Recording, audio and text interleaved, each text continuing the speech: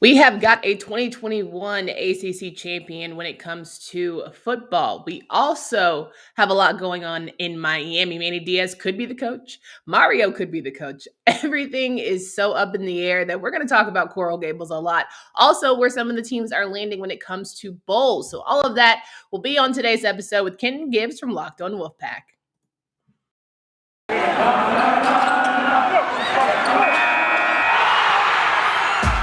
Locked On ACC, your daily podcast on the Atlantic Coast Conference. Part of the Locked On Podcast Network, your team every day.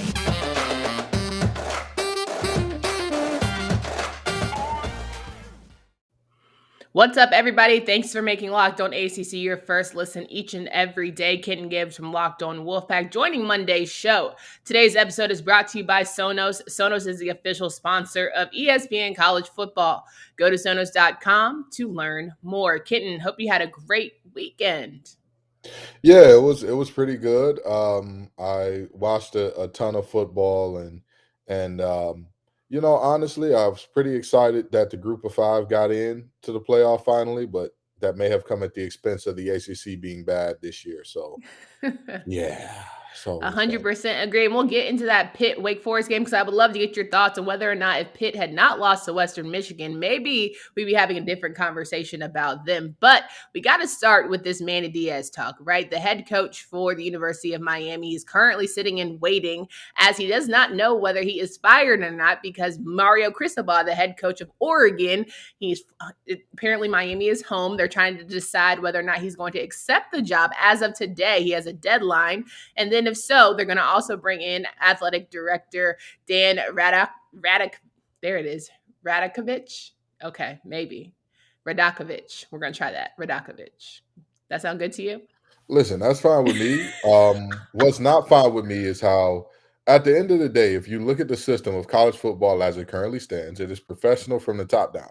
Sure. The universities are free to hire and fire coaches with impunity. They got to pay a little money on the back end of it, but they're free to do so with impunity. $8 million.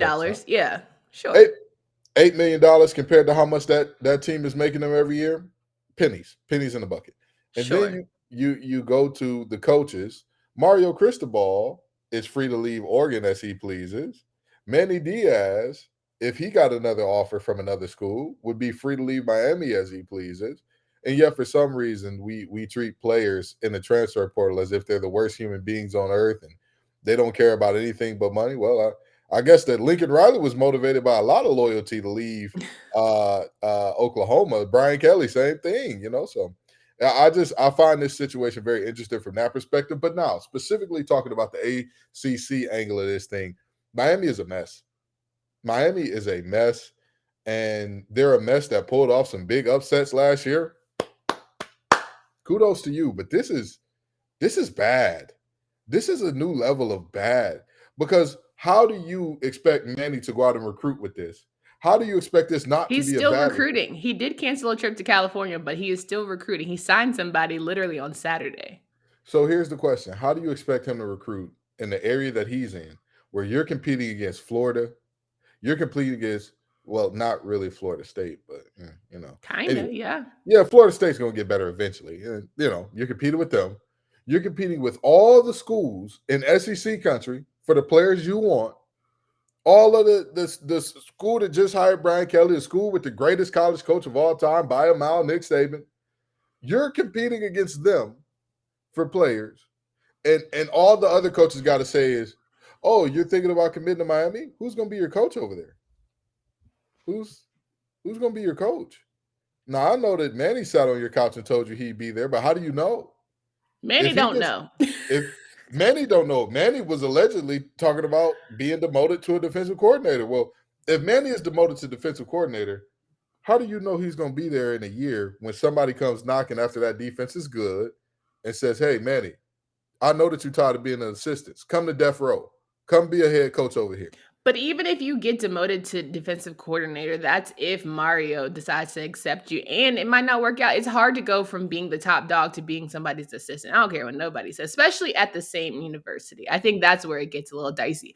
But all of that to say, I think the way Miami is handling it, like, because let's keep it a band. If Mario says no, they're going back with Manny. So can you imagine someone being like, yeah, I'm going to dip my toe out here. I'm going to try and date somebody else. But if they reject me, I'm taking you back. And you're just what, going to accept that? And you know what? I tell Know your people worth, all King. I tell people all the time, the college football coaching, when people talk about Coach Doran, they say he's terrible and he needs to be fired and he did mismanage this and that.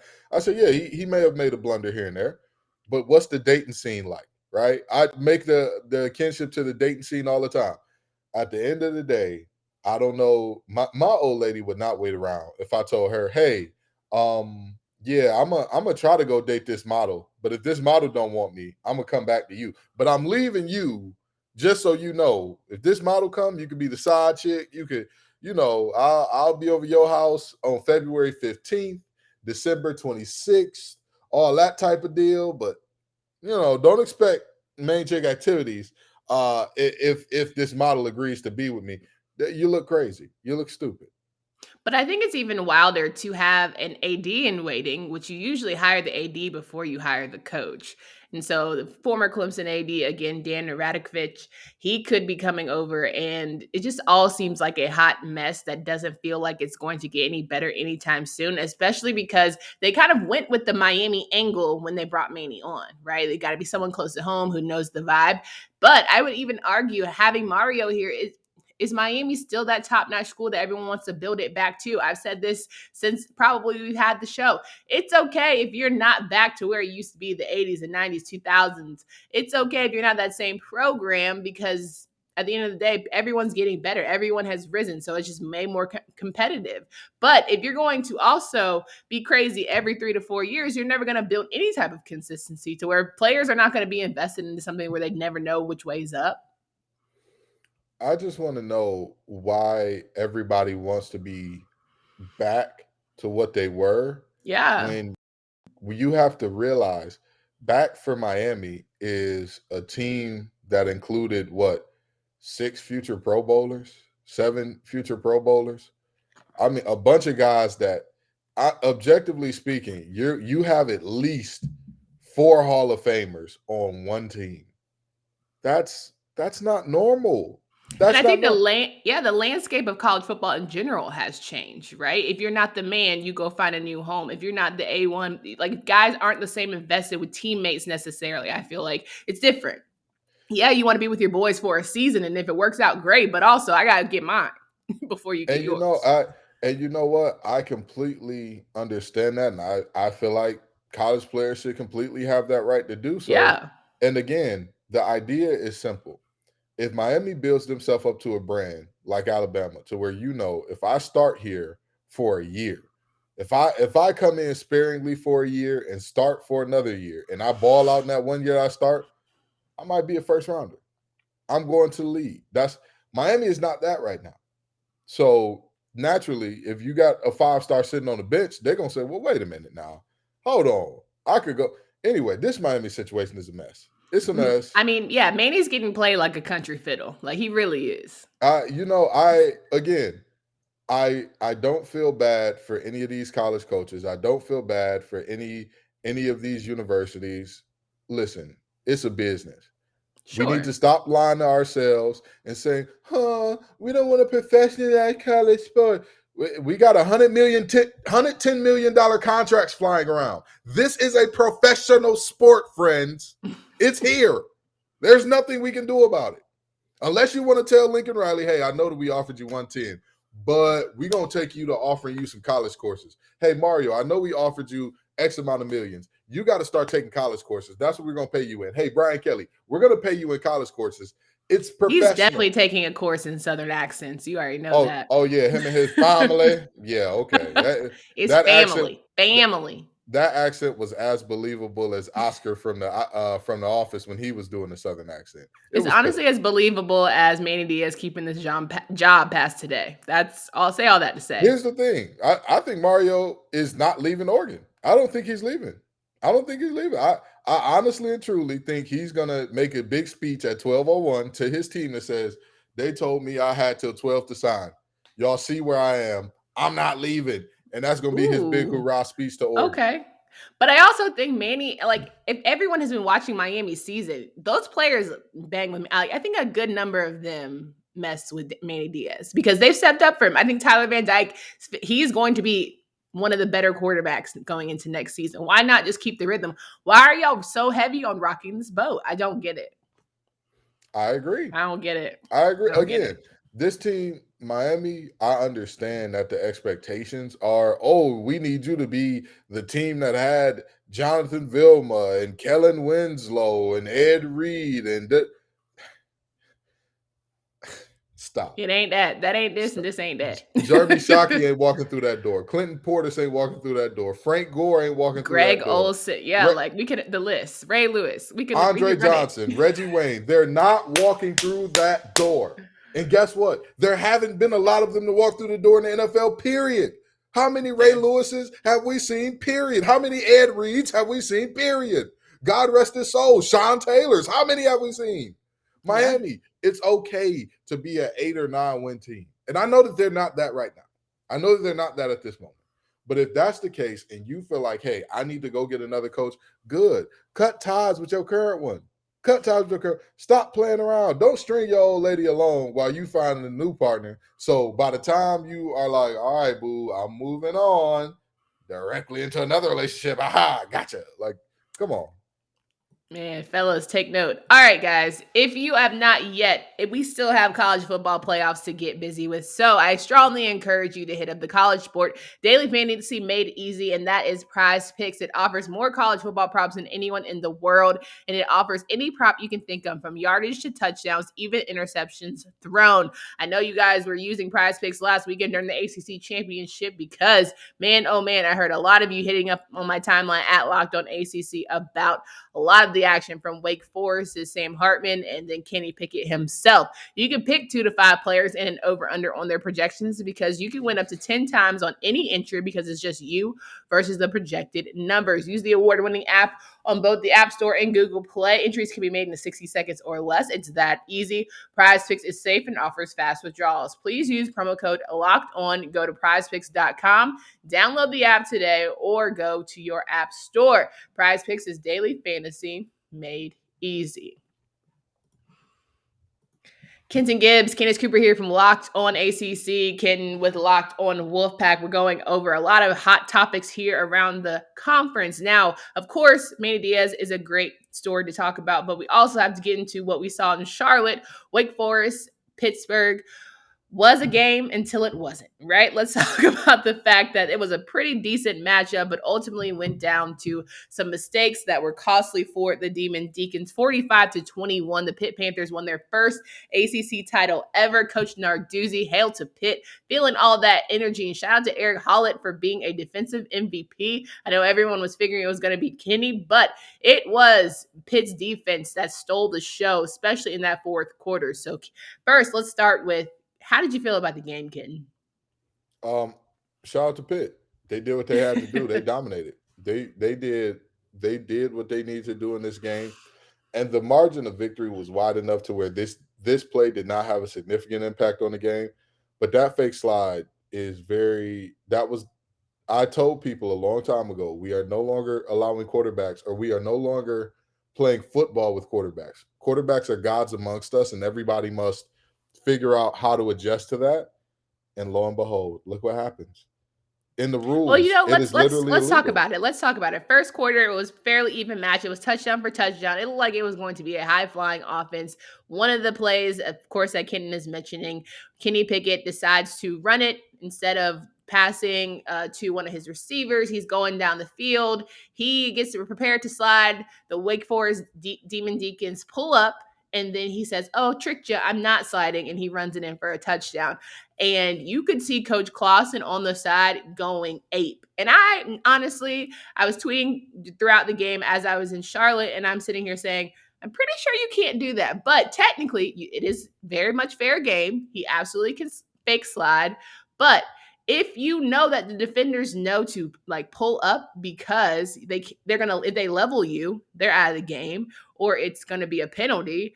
How is a quarterback allowed to fake slide? And everyone's like, oh my God, this is sick. Like, it reminds me of all of the offensive pass interference highlights we saw all season of A.T. Perry. Like, yikes. Because if a So defender knocks down your arm and runs through it, they're going to get a pass interference.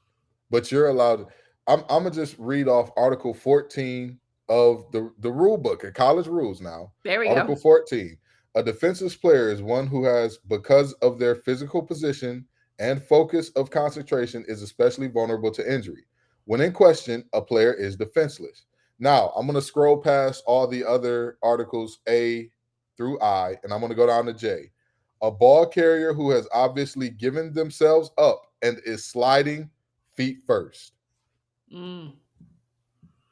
So it wasn't as fancy as everyone's making it out to be. So technically speaking, a slide, you are marked down where the process of a slide starts. He very intentionally went into the process of a slide. He was a defenseless player. He gave himself up and then decided, LOL, no, I'm not giving myself up. And he said, by his own words, I was going to slide, but I saw them pull up. That's the point of the slide, Kenny. That's the point. And for referees to watch that, for that to not be, to me, I think that there should be the ability for refs to convene immediately after games and after things like that happen, to immediately change that loophole. That's going to get a quarterback killed. I had a whole segment on Locked On Wolfpack about how quarterbacks are sliding late intentionally to draw 15-yard penalties. Now they're fake sliding.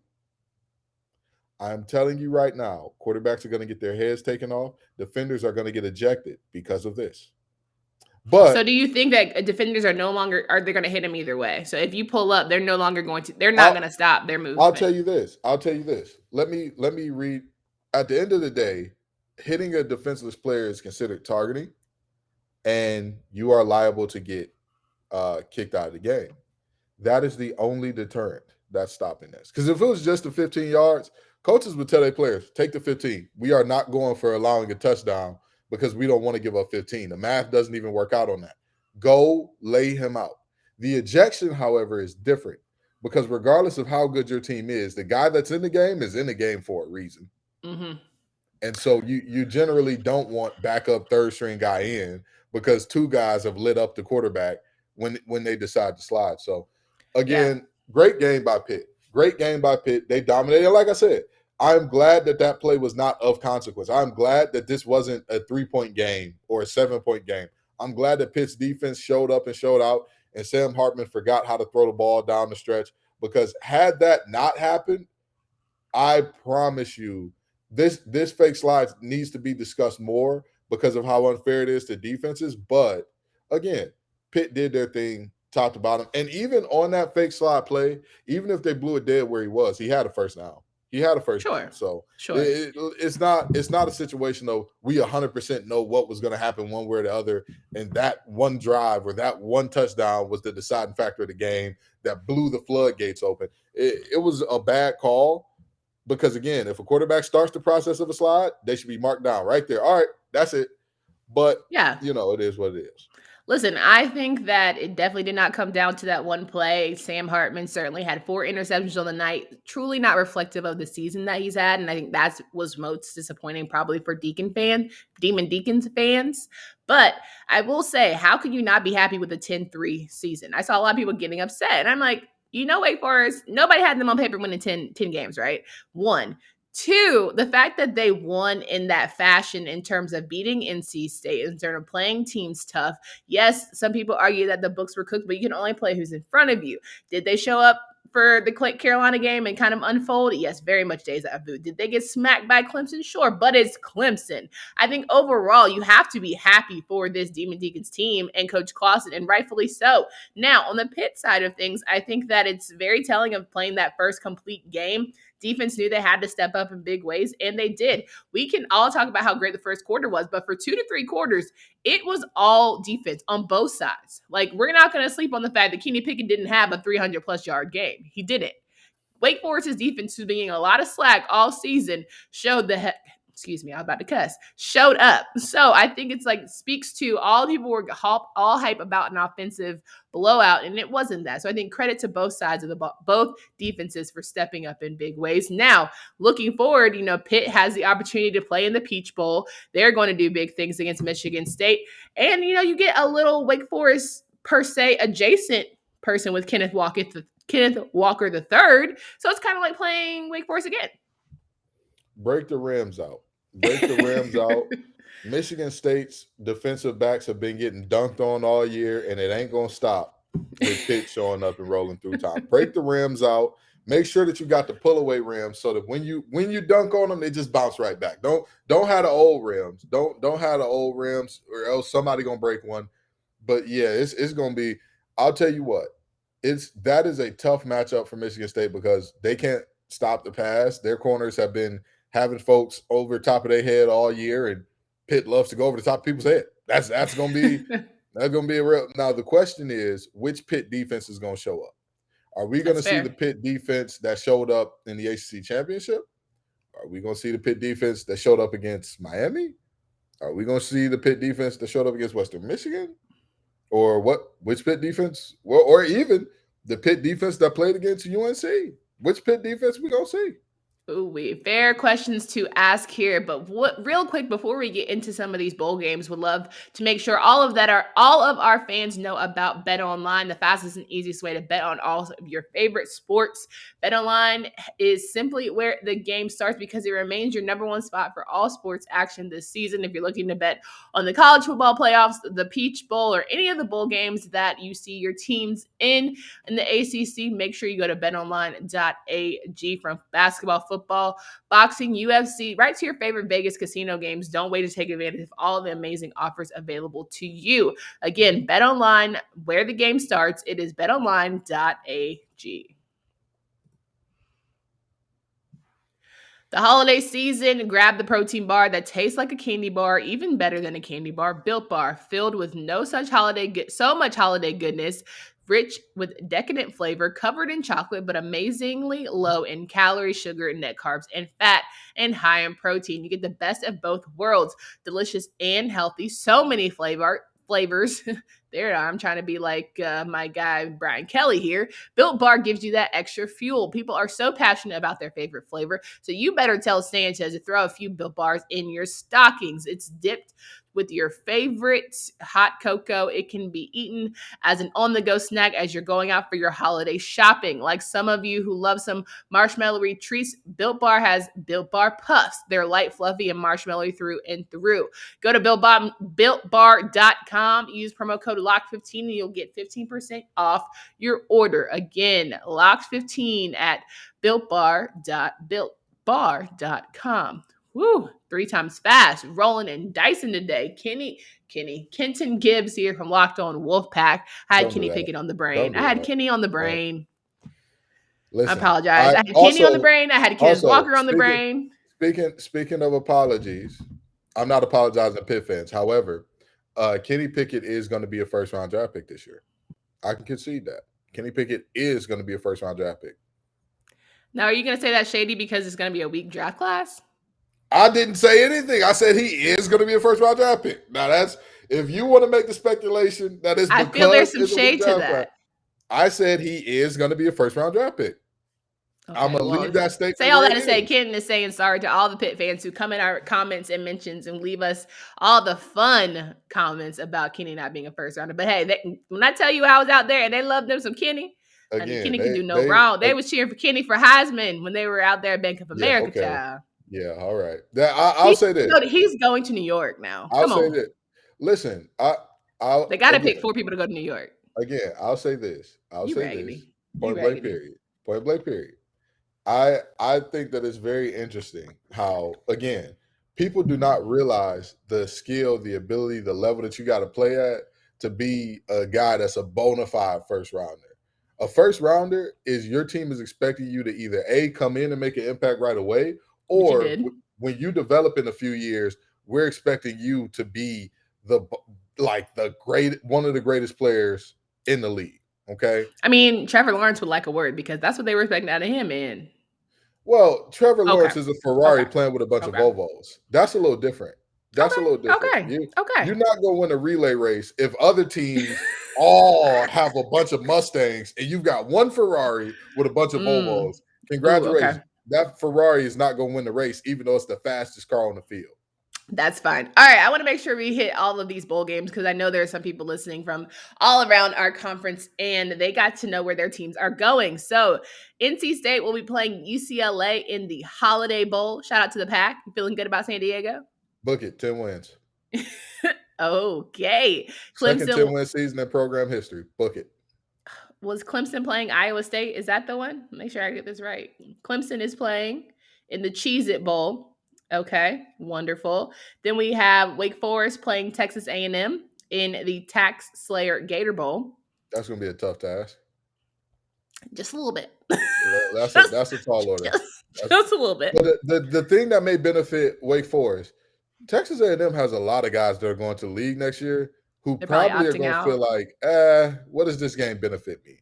And That's rightfully fair. so, because college players should be able to make the business decision that's best for them, just like Ooh, every other body okay. around them. Virginia Tech will be playing Maryland in the Pinstripe Bowl. North Carolina will be playing South Carolina in the Duke's Mayo Bowl. Don't have to travel far. Go right to Charlotte. That might be a good game while you playing. Well, because people can have the fans. Okay. Miami will be playing. Is it Washington State? WSU? Sorry, of course they did. Yeah, right? Yeah, that's Washington State. Yeah. There it is. Boston College will be playing ECU in the Military Bowl. Okay. And then Louisville will be playing the Air Force in the First Responder Bowl. Okay. I've never heard of the First Responder Bowl. They be making this is some they have a lot of one-off bowls. They have a lot of new bowls pop up all the time. I played in the Bitcoin Bowl a few years ago against UCF. Honestly, you should have invested some Bitcoin We were not given Bitcoin as a bowl gift. We were given right. a bunch of random things as bowl gifts that turns out I could not use functionally in life, but hey. Whatever. The Fenway Bowl, Virginia will play SMU. So a lot of great games there. But I think it's, again, funny that we have the opportunity to see so many of our teams who have been crushing it. But what they say about the ACC as a whole, that it has been kind of disappointing. Now, while it rings true that it hasn't been the most impressive conference this season, I feel like some of these wins can make it better ending for how the conference has seen as a whole. Because last year, our bowl game play was, I don't know if we won a bowl game. Did we win a bowl game? Yeah, we won a bowl game. Which one did we win? We definitely won some bowl games last year. I don't know if we won one. No, we won some bowl games last year. NC State did not win. Carolina did not win. Clemson didn't win. Carolina didn't win. Somebody won their bowl game last year. And that's going to be our homework because I'm really sure I'm going to look that up. I don't think anybody won a bowl game.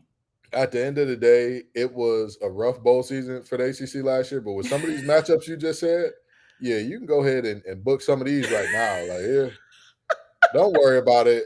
Like that team, the team that they're playing probably shouldn't be in the bowl game. Virginia Tech, by the way, Virginia Tech blew it. That was J.C. Price's job. Why y'all did not give J.C. Price that job is going to come back to bite you over the He'll next still few be years. he's still there though. Hear me what I say. He wasn't supposed to just be there. That was the guy. That was the guy. He was their guy, period. You don't play around. I believe that there's a phrase when it comes to marriage. What God put together, let no man tear apart. Mm-hmm.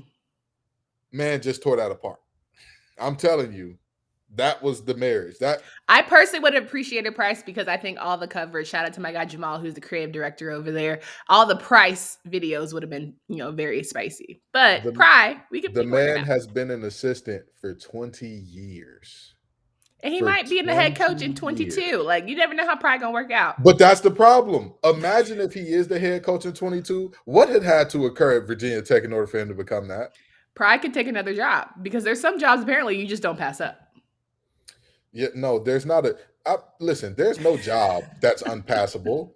You know what it is? These coaches are making the best business decision for themselves and their families or their families. Family. Come on, we're gonna teach you how to have a Southern accent. That's your homework too. I'm from the west side of Detroit, Michigan, born and raised. I do not need any accent. So is Bryce Kelly, and yeah, he could still. No, I'm just kidding. But anyway, Brian Kelly. I was just about to say, what Detroit Brian Kelly from? Hold on, 48228, straight up and down over here. Don't play with me. Just okay. Joking. Anyway, guys, it's always been a pleasure to have for 2 days, and he from Detroit all of a sudden. Hold on. Ken, it's always fun to have you on the show. Please remind folks of where they can find you, follow your work.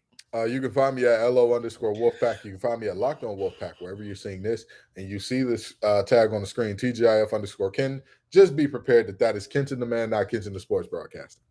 Guys, make sure you guys come back tomorrow as we are going to have some hoops talk. Got to make sure we get you right. There's some great conference play happened over the weekend, so we will go over those games, both men and women, because we got to shout out to our ladies. So we look forward to seeing you and hearing you guys. Your feedback, follow at Locked On ACC, subscribe on YouTube, and until next time.